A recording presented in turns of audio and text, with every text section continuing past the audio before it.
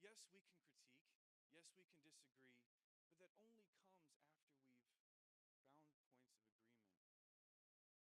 We've built bridges instead of building walls. The last thing is to keep in mind that when you're arguing with someone, you're trying to persuade them that you're right. Well, the same can be said about the other person. They too are trying to persuade you that they're right. Now, this can be a worthy endeavor. I mean, why else would we argue if we didn't want to convince the other person? But the question we need to ask ourselves is, what is our goal in persuasion? Are we merely trying to be right? Are we merely trying to just win the argument? And if that's our goal, I would submit to you that, well, you've already lost before you've begun. Our goal in persuasion should not be to win, but we should always seek the well-being of the other. Now, I'm talking about two difficult things tonight: arguing and loving others as yourself.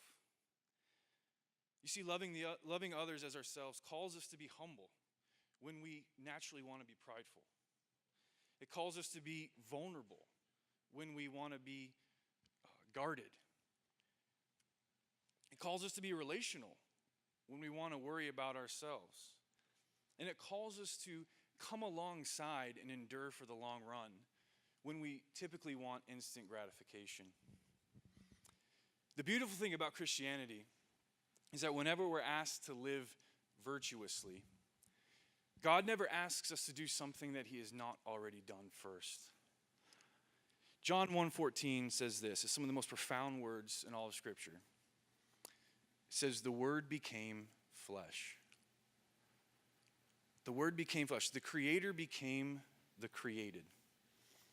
What better picture of humility, of becoming vulnerable, of becoming relational, of enduring for the long run, of coming alongside and loving the other as the self, than that right there.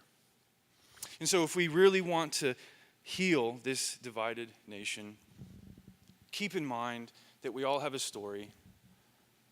We all want to be affirmed. And eventually we want to persuade the other that we are right, but we must do so with the right intentions. And when we do that, we can truly begin to love the other as the self. Thank you.